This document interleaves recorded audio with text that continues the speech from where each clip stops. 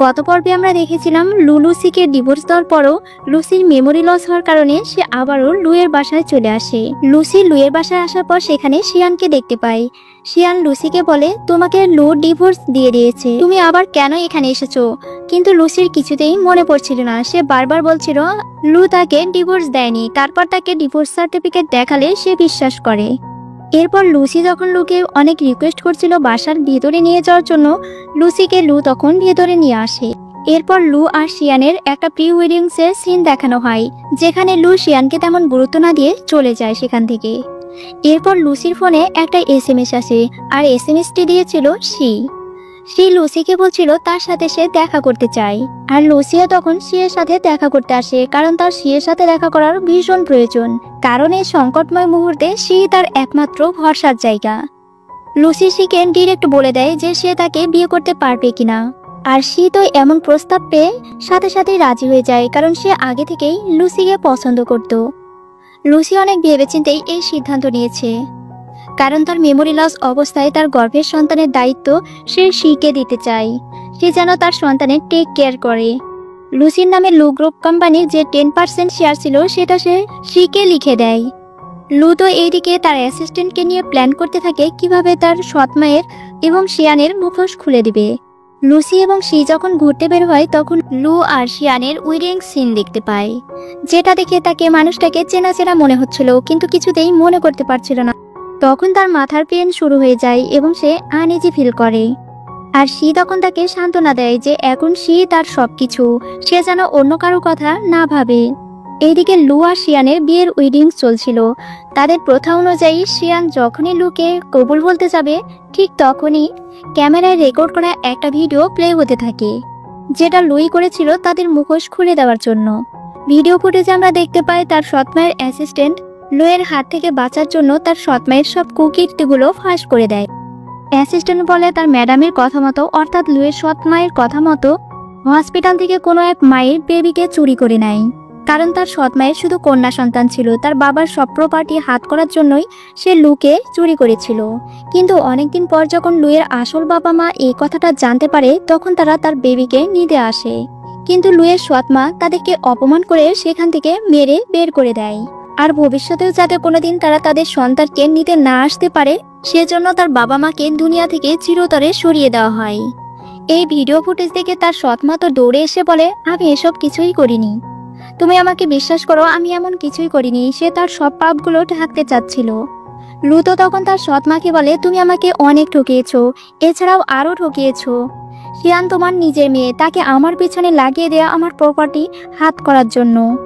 Xi'an বলে, আমি এত কিছু জানি না, কিন্তু বিশ্বাস করো তোমার প্রতি আমার ভালোবাসাটা এটা কিন্তু সত্যি ছিল। শিয়ান আর তার মা একদিন কথা বলছিল, আর লু আড়াল থেকে সব কথাগুলো শুনে নেয়। তখন থেকেই সে শিয়ানকে ইগনোর করতে থাকে। শিয়ান বারবার রিকোয়েস্ট করে লুকে বলছিল সে লুকে সত্যিই ভালোবাসে, কিন্তু লু তো তার কোনো কথাই শুনছিল না। বরং সে শিয়ানের ওপর রেগে গিয়ে তার গলা টিপে ধরে এবং মা মেয়ে দুজনকে পুলিশের হাতে তুলে দেয়। লুসি শিয়ার সাথে ডক্টরের কাছে আসে তার বেবির পজিশন ঠিক আছে কিনা সেটা জানার জন্য। ডক্টর জানায় বেবি সেফ পজিশনেই আছে। তারা দুজনেই যখন হসপিটাল থেকে বের হয়ে যাবে, তখনই লুয়ের সাথে দেখা হয়ে যায় তাদের। লু শিয়ের সাথে লুসিকে দেখে তো সহ্য করতে পারছিল না। তখন লু লুসিকে নিজের কাছে নিতে চাইলে লুসি তার কাছে যেতে চায় না, তাকে দেখে ভয় পায়। সে লুকে বলে লুসি এখন তার ওয়াইফ, আর লুয়ের সাথে তো এখন তার ডিভোর্স হয়ে গেছে, আর তার গর্ভের সন্তানের বাবাও সি এটা জানায়। তখন তাদেরকে চলে যেতে দেয়। এরপর সি লুকে ইনভাইট করতে আসে তাদের উইডিংসের জন্য।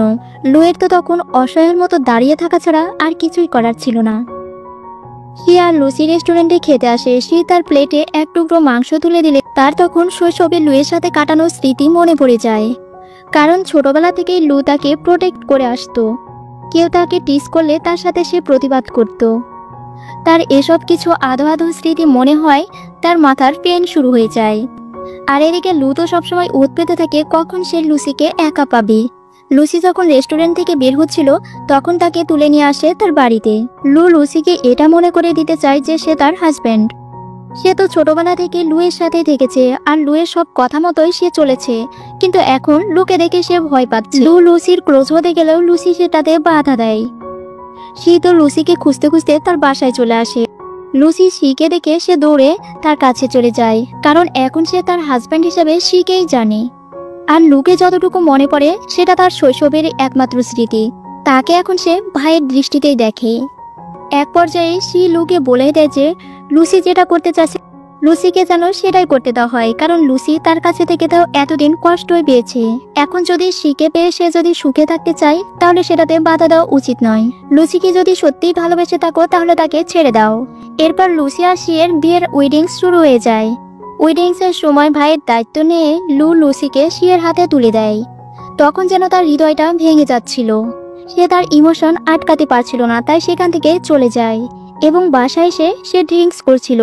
আর তখন তার গ্র্যান্ডফাদারের কথা মনে হয়ে যায়। তার গ্র্যান্ডফাদার তাকে বলেছিল সে যেন লুসিকে কোনোদিনও না ছাড়ে, কারণ লু এবং লুসি তাদের দুজনেরই বাবা মানে, তাই তারা দুজনকে খুব ভালো বুঝবে। আর এও বলে লুয়ের সৎমা তার ছেলেকে বিয়ে করেছিল শুধুমাত্র প্রপার্টির লোভে। আর লু তখন তার গ্র্যান্ডফাদারকে কথা দেয় যে লুসিকে সে কোনোদিনও ছাড়বে না, তাকে সবসময় দেখে রাখবে। আর যদি সে সেটা কখনো না করতে পারে তাহলে সে জীবনে একা হয়ে যাবে। এখনো লু একাকিত্ব ফিল করায় সে কথাগুলো মনে হয়। একদিন সি আর লুসি ঘুরতে বের হয়, কিন্তু রাস্তায় এসে এক কলিগের সাথে দেখা হয়ে যায়। সে তার সাথে গল্প করতে থাকে। আর এদিকে লুসি একা বসে থেকে হঠাৎ তার লুয়ের কথা মনে পড়ে যায়। তখন সে শিকে না বলেই লুয়ের কাছে চলে যায়। লুয়ের বাসায় এসে লুসি দরজা নক করতে লুর দরজা খুলে দেয় এবং তাকে দেখে অবাক হয়ে যায়। কিন্তু লু তো লুসিকে বাসায় ঢুকতে দেয় না, তার মনে পড়ে যায় যে সে শিয়ের স্ত্রী। কিন্তু সারাদিন পর লু যখন অফিস করে বাসায় ফিরছিল সে দেখতে পায় লুসি বাসার সামনে গুটিসুটি হয়ে এক জায়গায় বসেছিল। লুসিকে এই অবস্থা দেখে লুয়ের মায়া হয়। সে লুসিকে তার বাসায় নিয়ে আসে, কারণ লুসির এখন বিগত কয়েক বছরের স্মৃতিও মনে পড়ে গেছে। আর মাঝখানে তার সাথে ঘটে যাওয়া ঘটনাগুলো সে ভুলে গিয়েছে। এজন্য সি তাকে নিতে আসলে সে আর শিকে চিনতে পারে না। লু তখন শিকে বলে লুসি আমাকে ছাড়া কোথাও থাকবে না, লুসিকে তুমি আমার কাছে রেখে যাও। আর তার বিনিময়ে তুমি কি চাও? সে বলে তার বিনিময়ে কিচ্ছু চায় না তার, কারণ সে এতদিনে বুঝে গেছে লুসির মেমোরিতে শুধু একটা নামই বাজে, আর সেটা হচ্ছে লুয়ের নাম। সে লুকে আরো সব সত্যি কথাগুলো বলে দেয় যে তার সাথে লুসির বিয়েটা ফেক ছিল, আর লুসির গর্ভের যে সন্তান তার বাবা সি না বরং লু। লু তো এত খুশির কথা শুনে অনেক খুশি হয়ে যায়। সে লুসিকে এসে জিজ্ঞেস করে, আর লুসিও তখন স্বীকার করে নেয়। এরপর তারা নতুন করে আবার তাদের বিয়ের উইডিংস এর আয়োজন করে। লু লুসিকে তাদের শৈশবের অ্যালবাম দেখায়, আর সেগুলো দেখে লুসি তো অনবরত হাসতে থাকে। বন্ধুরা, এখানেই এই ড্রামাটি শেষ হয়ে যায়। তোমরা অনেকেই বলছিলে এই থার্ড পার্টটা দেওয়ার জন্য, তো এই থার্ড পার্টটা তোমাদের কাছে কেমন লেগেছে কমেন্ট করে জানাবে।